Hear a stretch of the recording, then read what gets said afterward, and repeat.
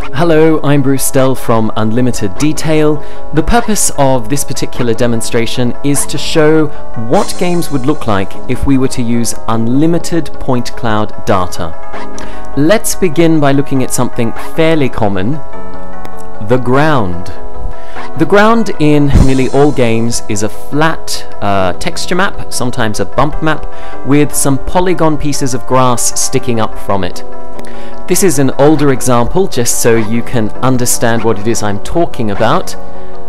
And these are newer examples. It still hasn't changed much. We still have flat texture maps with pieces of grass being polygon panels sticking up. This here is ground made with unlimited point cloud data. What that means is we don't use flat polygons like flat pieces of cardboard. We use real 3D atoms. In the past, computers couldn't ever have processed 3D atoms in this amount.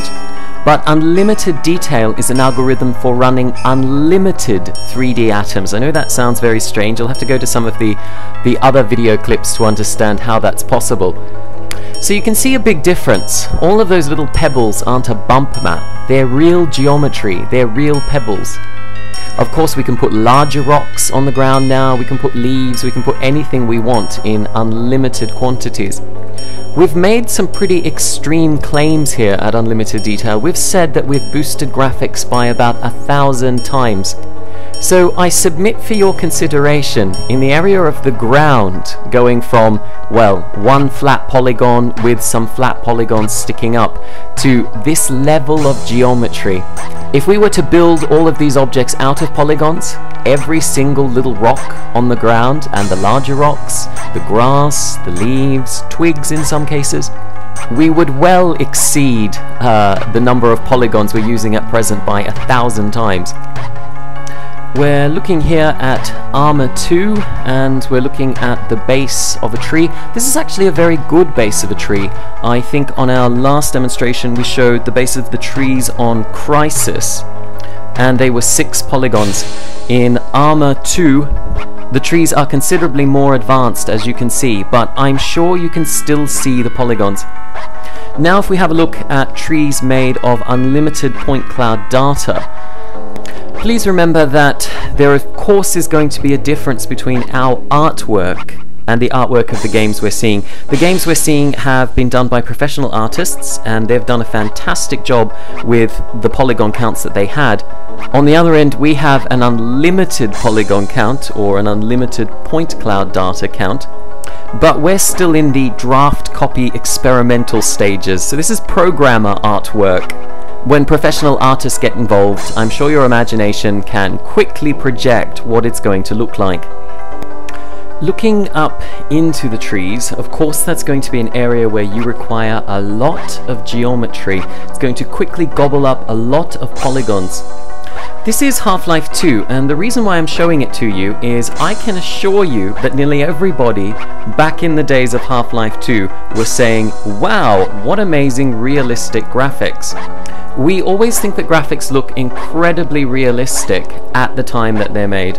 It's only later on when graphics are better and we look back that we say, oh, maybe there was room for improvement. Likewise, what will we think of today's trees when we look back? Plants and polygons just plainly aren't good friends. Here is what a tree would look like if you were to make it out of unlimited point cloud data. Every branch, every leaf, every twig, all real geometry. The scratches in the twigs and the branches, real geometry. Every little flake of bark, the whole lot. I think that is an area where we can easily say we have over 1,000 times more geometry. I would go one step further to say we have over 1,000 times more geometry in one of our branches than they have in their entire tree. That is not in any way to imply criticism upon the work of the artists who are using the polygon system. They have done a fantastic job working with what they had to use. Being a polygon artist is very much a case of you have to constantly come up with new tricks to stretch what little polygons you have. For example, if you have a look at these cups, that was pretty clever, I think.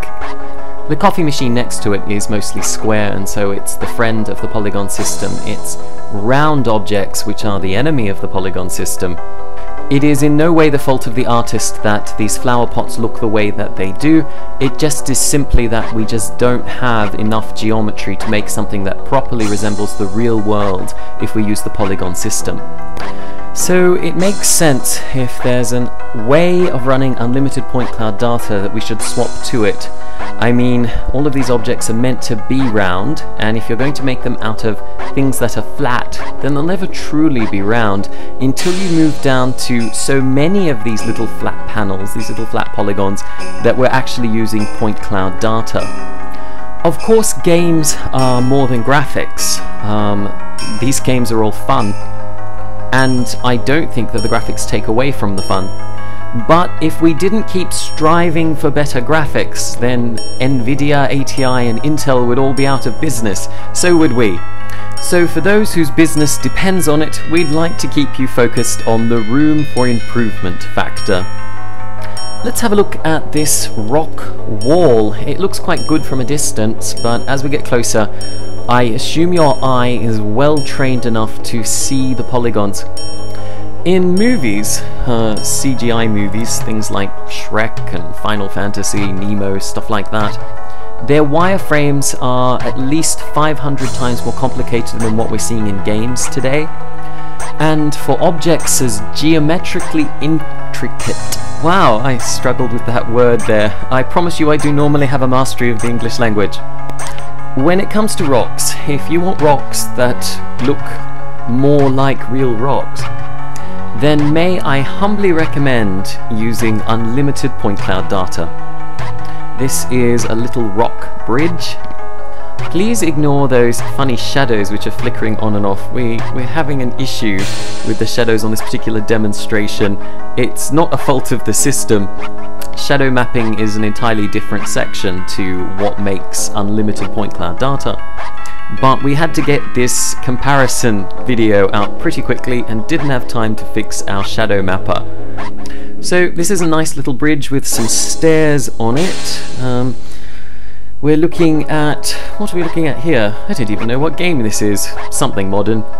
It's either Arma 2 or Left 4 Dead, and considering the fact that the sun's up, it's probably Arma 2. But those are stairs, and there's nothing wrong with those stairs. That's actually pretty good for a polygon game. You can see some of the little sides have been chipped off those stairs. It has the classic when one polygon touches the ground with another polygon, perfect straight edge.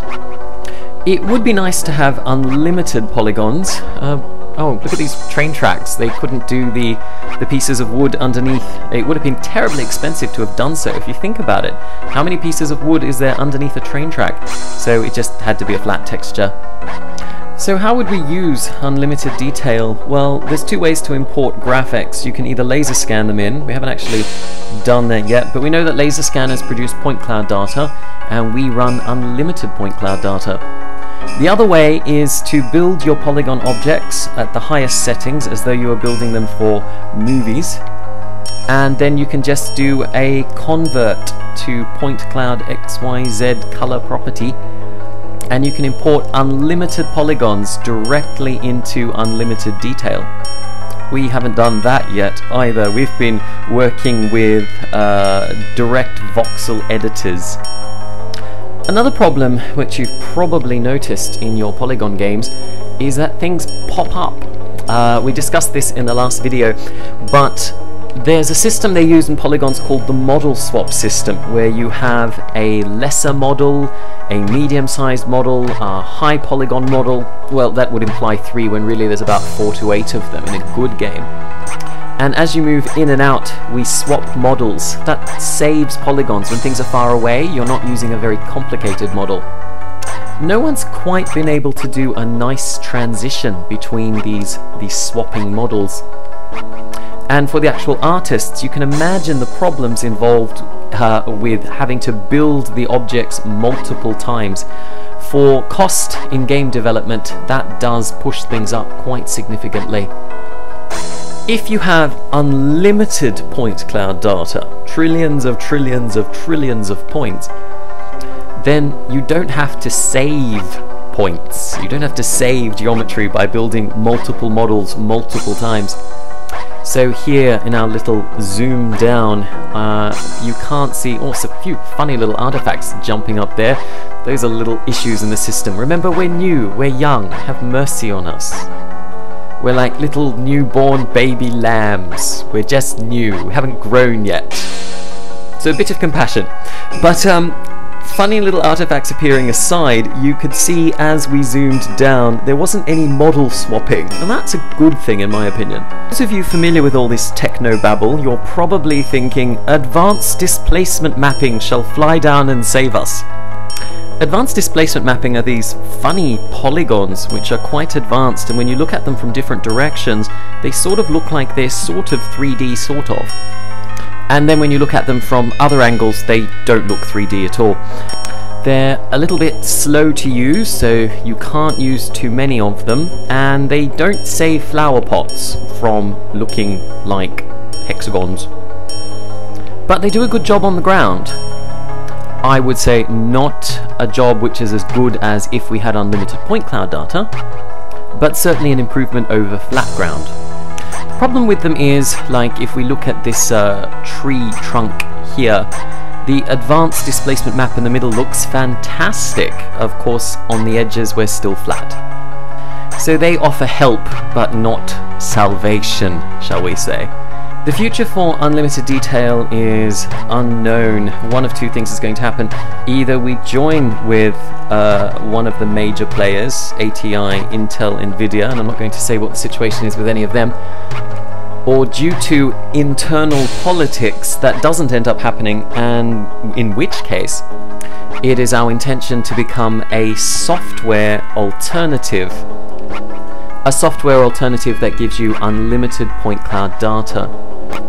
It is our humble ambition to put this on things like Nintendo Wii, Nintendo DS, mobile phones. I'm sure you can imagine what happens if you put unlimited point cloud data on a Nintendo Wii. It somewhat jumps up significantly in power and greatly exceeds the PlayStation 3. I think we'll end the talk there. I'm Bruce Stell. Thank you for the last 12 minutes and 37 seconds of your time.